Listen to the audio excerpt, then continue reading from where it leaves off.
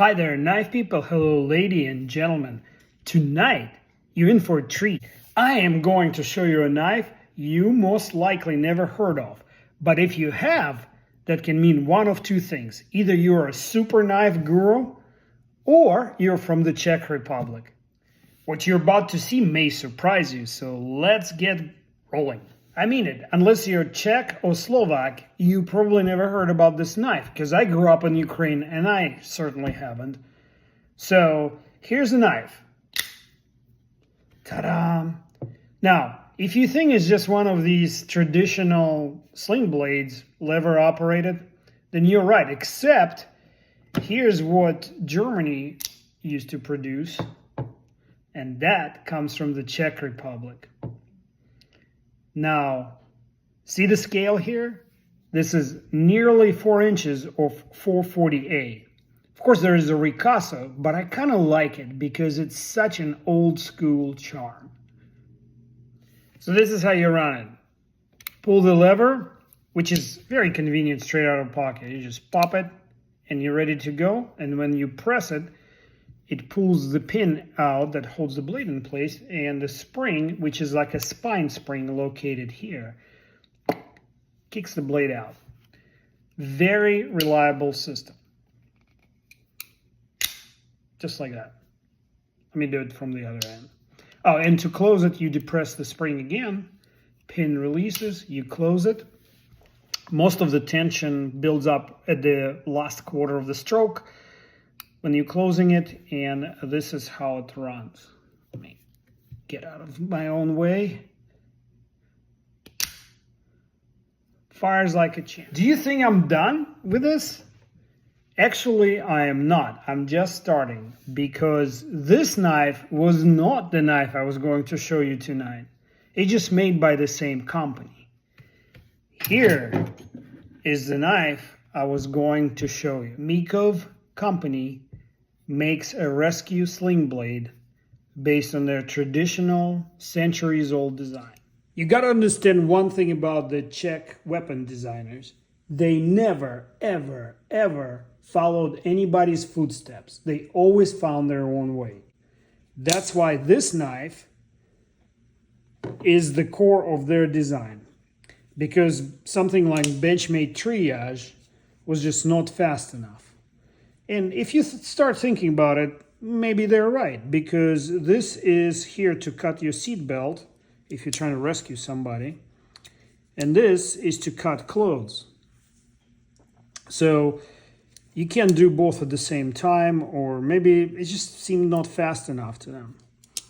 Or maybe it's because they're specializing in sling blades. So they said that's not good enough, and if we're going to give our rescuer a blade, we might as well look to our Swiss friends and see what they've done. So they're like, okay, it's nice to have a bottle opener, but something is missing. So what do we need here? A fast deploying blade with a seatbelt cutter and a serrated blade, and maybe a decent glass breaker, and then a beer bottle opener. Because you just need one, you know, to celebrate saving somebody's life. So here's what they came up with. Boom. Here's your serrated blade. Here's your clothing hook. Okay? Here is a device that puts an end to all the arguments about whether or not a glass breaker like that can actually break the glass. Introducing the visionary system that can cut your glass, open your beer bottle, strip electric wire, and basically look cool while doing it. Let me get it closer.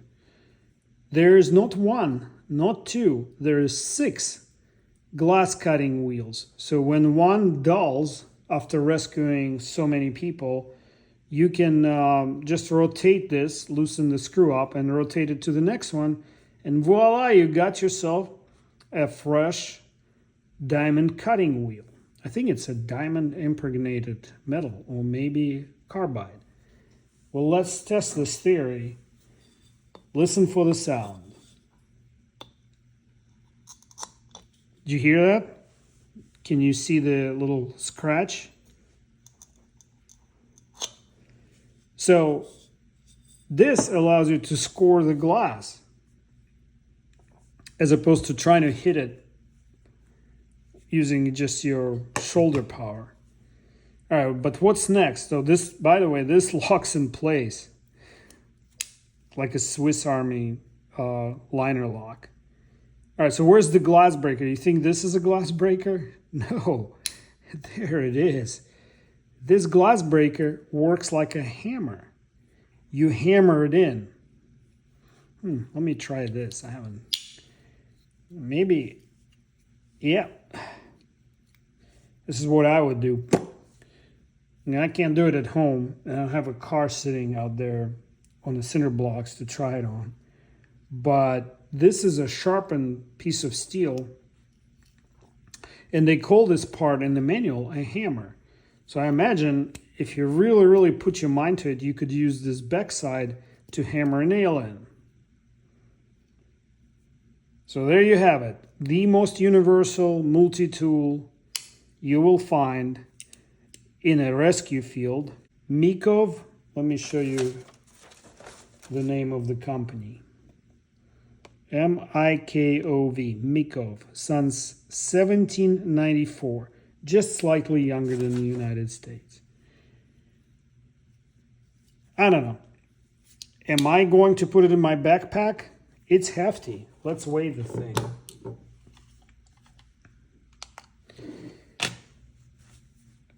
So, in case you're wondering, this is not the box from this guy. Here's a box from the rescue knife. Comes like that. And that's the price I paid for it. Right there. $95 US plus tax. And my dealer was hell-bent on not giving me a discount on this knife.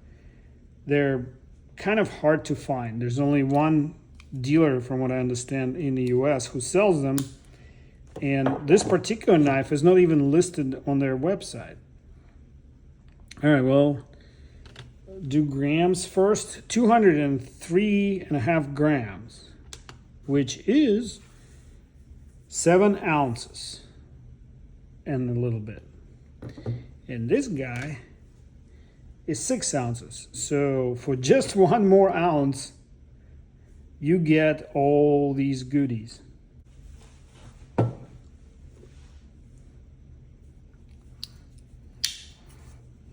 I don't have a Czech style beer, which would be Pilsner, I think. The most Czech beer. Sounds Czech anyway. It works. It's an adult channel, so now you know I don't put lime in any of my beer. Oh well, and the rescue tool has a very nice pocket clip. It's kind of a blend between a Spyderco and a Benchmade pocket clip. Interesting. Anyway, let's do some size comparisons. These two fire identically. And let's start with this shootout. You already saw it next to the triage. It's a really nice tool. Anyway, here's Claymore by Benchmade. So you get about the same tactical prowess here. And here's a Protech. Let's do it like this.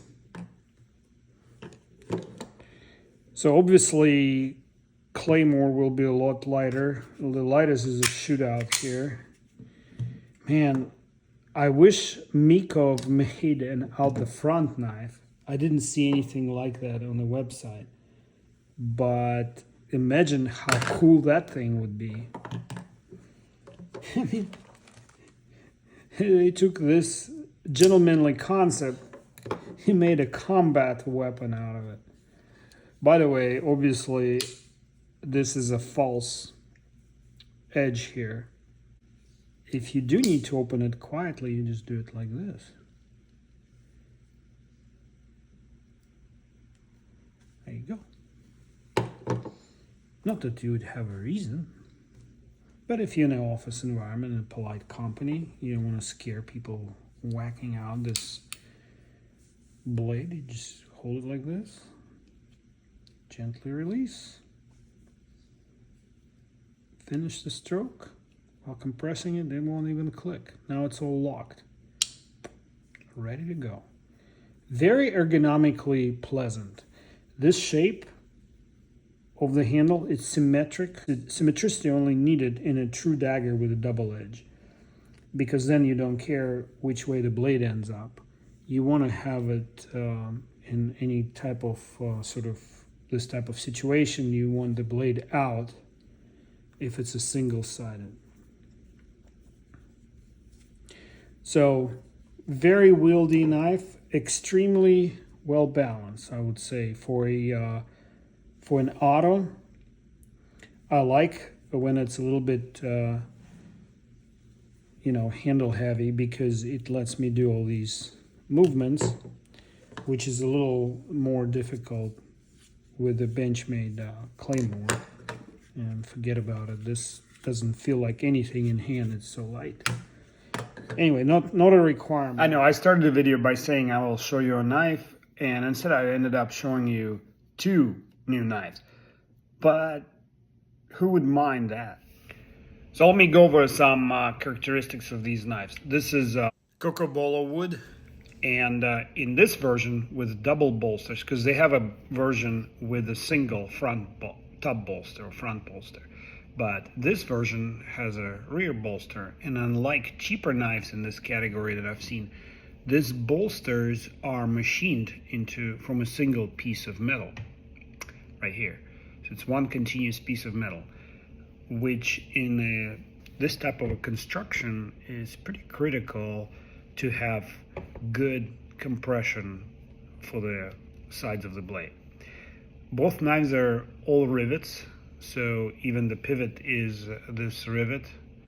The rivet head is about 4 millimeters. So the pivot itself can be more than 3.5 millimeters. Take this piece of information at what it's worth. To me, it means I would not be batoning wood or throwing it at trees. This knife has a pretty pleasant texture on this FRN scales here, and it's sculpted, so the scale is, has sculpting there for handiness, I guess. All of it, I believe all the steel is 440.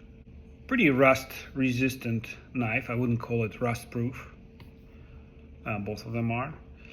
And I noticed also the one without the bolster was about $30 cheaper, and the wood finish wasn't quite as polished as on this. So some of you may like it because it felt a little more textury in hand and grippier. So the most interesting feature of this knife is that you can remove the two compression springs there in order to make it non-automatic. And you can do it with a simple flathead screwdriver or any kind of prying object, just by inserting it in there and pulling on the springs, and these springs will pop up. I don't want to do it because it's all painful to put them back in. It's doable. I did it by hand, but not tools. But they just come out, and then what holds them in is the backlock spring.